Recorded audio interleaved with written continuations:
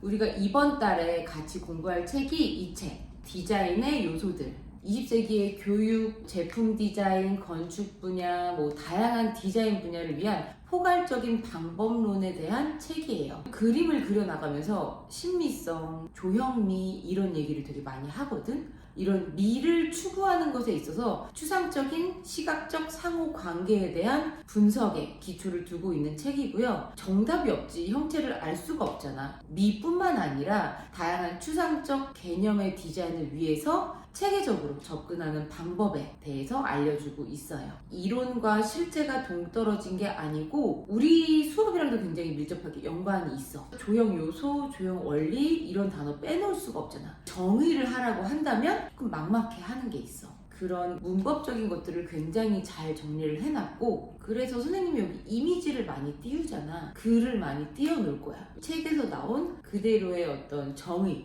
조형 원리나 요소에 대한 정의를 같이 분석하고 그대로 그림에 적용하는 그런 방법들을 한번 해보면 좋을 것 같아요. 조형 요소나 원리에 대한 정의를 어떻게 내렸는지 이 부분을 같이 살펴보면, 균형을 먼저 볼까? 무게나 중앙선에 대한 대칭적인 분할이 아닌 생동감을 이루기 위한 역동적인 분배로서의 균형. 균형을 그림에 나타낸다고 해서 굳이 정중앙을 대칭으로 나눌 필요는 없다는 얘기야. 긴장감, 형태 구성에서 서로 분리된 형태들 사이에 나타난 공간에 존재하는 상호 관계의 극적인 상태를 인식하는 긴장감이라고 표현을 했고요. 순수하게 묘사된 형태들의 재조정을 요구하는 적극적인 형태와 소극적인 볼륨의 융합.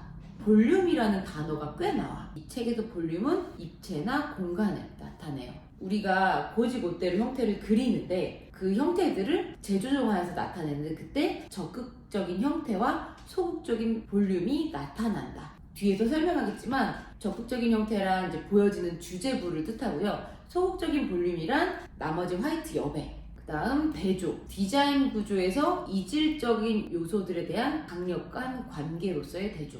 어떤 것이 확대되건 반복되건 구성 전체에 거쳐서 움직임의 주된 동기가 되는 리듬. 마지막 연속선 보면요, 구조 내의 연속 상태의 역동적인 선. 우리가 아는 단어지. 긴장감, 리듬을 나타내라, 균형감이 없다, 이런 얘기들을 많이 하는데, 여기서 내린 정의들이 그림을 그리는 데 있어서 굉장히 적합한 표현들이 많았고요. 이런 구성적인 힘을 가지는 요소들 말고 또 이제 다른 평가 요소들이 시각의 방향. 시각의 방향이라는 거는 우리는 주제 해석이라고 볼 수도 있고요. 시각적 형태의 총합, 외형을 뜻하겠지? 그것은 주제부 디자인, 포인트 디자인을 하는 것과도 같을 수 있어. 꼭 여기 요소들만이 아니고 주제 해석이나 완성도나 모든 것들이 다 같이 이루어졌을 때 평가를 제대로 잘 할 수가 있다. 물론 너희가 직관적으로 잘할 수가 있지만 이 책을 통해서 우리가 알고자 하는 거야. 그래픽 요소와 조형 요소를 알고 이렇게 용어로 전환을 함으로써 정확한 의미를 알고 그리자는 거야. 이 책의 첫 장에서 비대칭에 대한 설명을 간단하게 하고 넘어가. 우리가 비대칭에 초점을 두는 이유. 대칭은 아름다울 수는 있지만 쉬운 방법이다. 어떤 댄서라도 두 발로 설 때에는 곱게 잘 설 수가 있지만 한 발로 맨 땅을 짚고 다른 한 발은 하늘로 향해 치켜올린 역동적인 자세는 어려운 것이다. 이렇게 작가가 비유를 하더라고. 대칭과 비대칭을 비교할 때. 역동적인 축을 요구하는 이유는 대부분의 사람들이 그것을 다루기 힘들어하기 때문이다. 여기서 발전해서 수업을 해나갈 때 이러한 비대칭 훈련을 통해서 능력을 강화시키고 더 명확하고 강하게 표현을 할 수가 있게 된다. 디자인적 방법론 중에 첫 번째가 세 개의 직육면체를 구성하자. 우리가 했던 디자인 조형 수업과 동일해. 100% 똑같아. 선생님들이 언젠가 이 책을 보고 시작을 했었나 봐. 그 이론을. 첫 번째 훈련이 이제 직육면체로 시작을 하는데, 간단한 입체 형태들의 긴밀한 관계를 형성해서 조화롭게 통합하는 표현 방식을 배워나가는 거야. 순서는 여기 써놨거든? 아이디어 스케치, 그 다음에 이제 비례 스케치. 비례 스케치는 균형 그리고 비례에 대한 강조를 하면서 고쳐나가는 거고, 그 다음은 공간 스케치. 공간 스케치는 형태들을 그룹으로 구성하는 것과 그로 인해 형태와 형태 사이에 형성된 소극적 볼륨에 대해 인식하는 것을 탐구하는 과제입니다. 여기서 소극적인 형태, 소극적인 볼륨, 공간이라고 말한 거는 적극적인 형태들이 그룹을 지어서 상호 연결이 되잖아요. 메인 형태들, 여기선 직육면체겠지. 이 직육면체 형태의 세 개를 그룹을 지어서 상호 연결을 시켜내잖아? 그러면 그 사이에 형성된 틈에 의해서 만들어진 형 혹은 공간을 뜻해. 직육면체를 그래서 우리가 연필이라든지 면을 칠했을 때 남는 이 화이트의 그 면적을 생각하면 될 거야.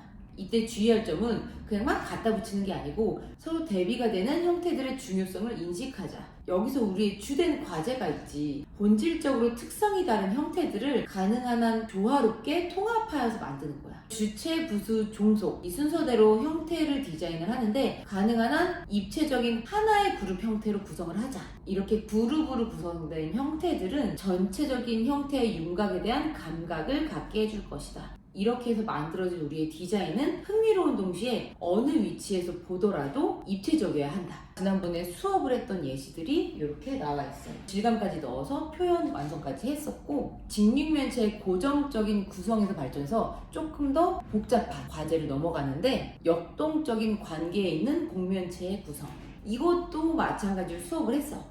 부피, 비례, 특성에 더해서 사선축을 다룬다. 이게 앞에 장에서 조금 더 발전적이고 어려워진 내용이에요. 이 과제에서 사용한 도형들은 조금 더 다양해져. 구, 반구, 원뿔, 원기둥, 계란형 이렇게 각기 다른 세 개의 곡면체를 서로 결합하여 역동적인 구성을 만들어내라. 5개, 6개 그 이상은 아니고 그래도 초반 단계의 과제이기 때문에 3개의 곡면체를 이용하라고 이 책에서도 제시를 하고 있어. 이렇게 해서 만든 이 입체 형태들의 축간의 관계는 긴장감을 지녀야 한다. 그리고 또 이것은 색채, 명도, 질감과도 연관이 될 수 있다. 앞에 것과 마찬가지로 주체, 부수, 종속의 관계를 수립을 해야 되고 디자인으로 인해 형성된 소극적 볼륨에 대해 인식하자. 원뿔, 봉, 납작한 원판 이렇게 있다면 이 3개의 요소를 뺀 나머지 저 배경, 화이트 부분을 뜻해요. 첫 번째 직육면체 같은 경우는 비례에 관한 거였다면 곡면체의 구성 같은 경우는 축이 3개가 생기면서 조금 더 긴장감이 형성이 돼요. 소극적 볼륨, 여백, 그리고 축을 다르게 해서 다른 도형들을 중첩시킨다. 이거는 어떻게 활용을 할 수가 있냐면 우리 보통 질감이 서로 다른 것을 중첩시켜서 그걸로 표현력 연습을 하죠. 그때도 우리는 축에 대한 훈련을 하는 거거든. 점선면이나 기울기를 다르게 쓸 때 재미가 있을 수 있는 소재들을 줘. 주제부 연출을 하더라도 이렇게 활용을 할 수가 있는 게 2번째 과제의 응용 버전이야. 디자인으로 인해 형성된 소극적 볼륨에 대해서 인식을 하자. 혹시 이해를 못할까봐 준비를 한 건데 주제를 강하게 칠해서 배경에 화이트가 남기도 하지만 반대로 바깥을 칠하고 남은 여백을 화이트로 남길 때가 있지. 근데 이거를 네거티브, 포지티브라고 우리 디자인에서 설명을 많이 하는데 여백을 인식해라. 이렇게 표현을 하고 있어요. 이 책에서는 내내. 그 다음으로 직육면체와 곡면체에 대한 예시가 나와 있고요. 이렇게 형태 구성을 위한 감각을 계속해서 발전해 나가는 그런 수업을 여기서 내내 하고 있어. 이 조각 형태 조형 같은 경우는 본래의 형태보다 더 아름답고 새롭게 구성하는 연습을 하고 있는데 이때 주의사항이 있다면 아름다운 구성으로 형태를 그룹 지어야지 못난 형태로 그룹을 지으면 그 자체로 신미성이 떨어질 수가 있다는 거. 형태 자체가 흥미로운 것을 고르되 다른 형태들과 반복하여 차로 줄 세우지 않도록 주의해야 한다. 구성의 한 부분이 다른 부분들에 비해 너무 복잡하면 디자인이 조화롭지 못할 수가 있다. 이미 예시 이미지를 많이 넣었어. 이것을 너희들이 그림에 적용시켰을 때 너무 그냥 기하동으로 끝낼까봐. 요 같은 경우는 우리 중입시에서 과일로 조형 수업을 했던 예시고요. 작년에 서울대 그림점 전국 연합시험에서 제 조형물을 만드는 과제였는데 책에서 보고 배우는 내용들 그리고 적용했을 때 어떻게 디자인이 더 세련되게 나올 수 있는지 이런 것들을 예시를 통해서 보면 알 수 있을 것 같아. 이거는 그림점 전국연합시험 국민대 기초조형평가예요. 기초 디자인에서의 예시. 이거는 기하도형을 잘라서 사용을 하라는 거였거든. 형태 자체가 흥미로운 것을 고르되 너무 줄 세우지 않도록 한다. 한 부분이 너무 과하게 다른 것과 차별되지 않도록 조화롭게 융합하여라. 주제부 연출 다 연관 지을 수가 있어. 면은 질량이 없으나 표면의 방향과 기울기를 갖는 요소이다. 절대로 면의 가장자리를 먼저 작업하지 말라. 시각적으로 면의 영향력을 최대화시키려고 한다면 시선이 면의 가장자리가 아닌 면의 표면을 가로질러 움직여야 한다. 전반적인 디자인 아이디어를 평가하고 조율하기 위해서는 비례 스케치를 하는 것이 좋다. 평면 조형 수업을 하는 데 있어서 굉장히 유익한 내용이에요. 공간에서의 선은 윤곽을 나타내거나 면과 입체를 묘사하기 위해서 혹은 단단한 고체 형태의 춤으로도 사용을 할 수가 있다. 이 선 같은 경우에는 음악을 듣고도 나타내라고도 많이 하는데 아이디어를 짜기 전에 마음속으로 자신이 좋아하는 동작의 이미지를 그려라. 그러면 그것이 화면 전체의 비례를 지시할 수 있을 것이다. 약간 이 예시는 그거 같지 않아? 우리 지휘하는 거? 선을 앞에서는 축으로 그리고 긴장감 넘치는 기울기를 썼다면 자유곡선들이 등장하면서는 내가 마음속에서 그리는 그 선의 이미지에서 가장 생동감 있고 특징적으로 보일 수 있는 것을 꺼내서 결정을 하자. 마지막 팁도 굉장히 중요한데 특징을 이루는 가장 큰 두 곡선 사이에 긴장적 관계를 조성하라. 포인트는 살려내라 이거야. 화면에서의 선재를 어떻게 다룰 수 있는지 그런 거에 대한 예시를 또 보여줄게. 작년 그린섭 연합시험 우수작 중에서 국민대 기초조형 문제고 자유곡선의 활용이 화면에서 어떤 특징을 가지고 있는지를 방금 설명했던 그 내용들을 기억해서 보면 좋을 것 같다. 조형물을 만들 때 곡선도 있지만 우리가 사용하는 이 4절지, 3절지에서의 곡선의 활용 전체적으로 이 화면에 곡선이 주된 내용이잖아. 평면적으로 화면을 나눴다라고 느껴질 수도 있거든. 근데 이 그림 같은 경우는 이 선재가 방향성이 굉장히 다양하거든. 운동감 넘치는데 기울기도 다르고 방향성도 굉장히 다르게 가지고 있어서 이런 예시도 한번 보고요. 볼록 오목에 대한 표현 같은 경우는 디자인보다는 좀 조각에 더 가까운 예시라서 간단하게 짚고 넘어갈게. 이런 게 물론 입시에서 안 나오는 건 아니야. 공예과나 예술작품이 제시 이미지로 나올 때 충분히 활용을 할 수 있는 예시들이고요. 예전 국민대 실기대회 때 그 헨리 무어의 작품이 나오면서 쓰임새가 있었고 이번에 이화여대에서 제시된 이 이미지도 흡사하다고 느껴져요. 오목한 형태 같은 경우는 지금 하고 있거든. 입체 조형을 만드는 방법론에 대한 제안을 했을 때 이 수업을 한번 했었어. 판에서 새로운 형태를 창작해내는 그런 훈련. 난이도가 이제 점점 올라가잖아. 마지막이 이제 드디어 공간에서의 면에 대한 연구는 모두 다 상호 관계에 의한 것이다. 이거 맞아 틀려 예 아니요 보다는 주어진 상호 관계에 따라서 그 답이 달라질 수가 있다. 예시 이미지가 너무 멋있는 게 있지만 이 공간 수업을 하기에 앞서서 직사각형 형태의 공간 상자를 만드는 것부터 시작을 하는데 자유롭게 작업을 하게 뒀어요. 근데 규칙을 몇 가지 뒀는데 첫 번째가 각각의 면은 서로 보완적이어야 하며 그 특성과 비례가 다양해야 한다. 두 번째, 공간 상자가 대칭으로 나눠지지 않도록 주의한다. 세 번째, 면들과 공간 사이에 우리가 앞서 배웠던 주체, 부수, 종속의 관계를 정립한다. 이렇게 해서 작업이 나오고 있고 여기서 만들어내는 면들이 서로를 인식하게 하고 면과 공간 사이를 활성화시킨다. 가장 큰 두 면은 겹치지 않게 서로 분리해서 둔다. 시각적 구성에서 중요한 것은 면 그 자체가 아니고 두 면 사이의 공간적인 긴장감이다. 또 주의할 점은 각 면이나 그룹 사이의 공간이 너무 서로 분리된 공간으로 느껴지지 않도록 주의한다. 마지막으로 공간에서도 등장하거든. 공간 상자가 완성이 되면 소극적 볼륨이 전개되었는지 스스로 질문을 해본다. 물체를 배치했으면 그 나머지 여백에 대해서 남은 공간에 대해서 한 번 더 생각을 해보자.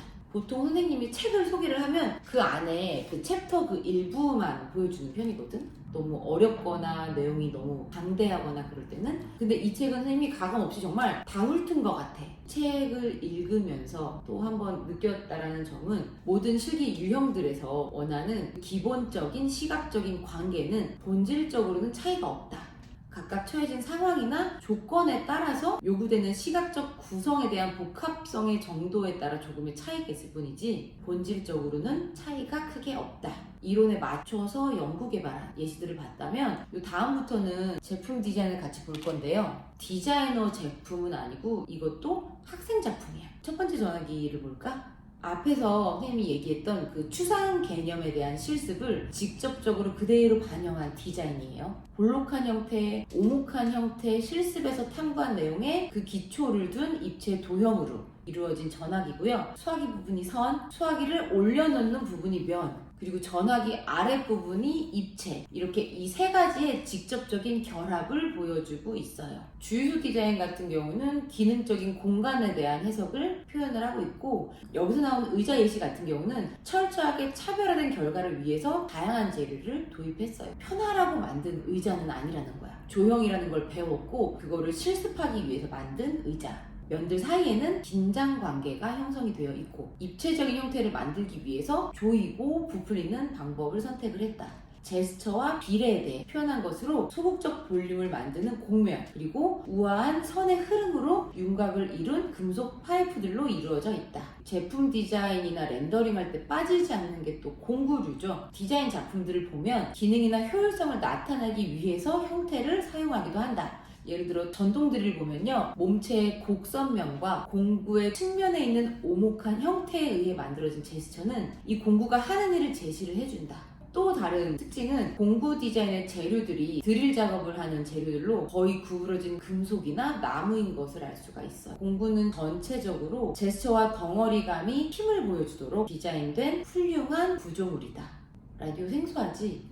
이 라디오를 보면 선, 면, 입체 요소들의 복합적인 개념들로 이루어져 있습니다. 여기서 면의 취지는 라디오의 기능성, 작동에 대해서 강하게 인지하도록 만들고 물체의 형태와 방송을 위해 제작된 소리와의 사이의 관계를 만드는 것이다. 조형미가 뛰어나다, 조형적으로 독특하다, 개성을 주었다 뿐만 아니라 기능성에 대한 강조도 역시 해주고 있어. 마지막으로 가구, 패키지, 조명, 자동차 이런 디자이너 작품을 소개를 하고 있는데, 지금까지 이 책에 실은 내용대로 형태와 재료를 마감 처리하는데 추상적인 시각적 상호 관계를 반영한 작품들을 실었어요. 보고 있는 이미지는 테이프 디스펜서, 그리고 옆에는 나선형 촛대. 학생 작품들이 이렇게 조형적인 요소들을 활용해서 조금 더 특징 있게 표현을 한다면 진짜 생산되는 디자인 제품들은 조금 더 심플해지지.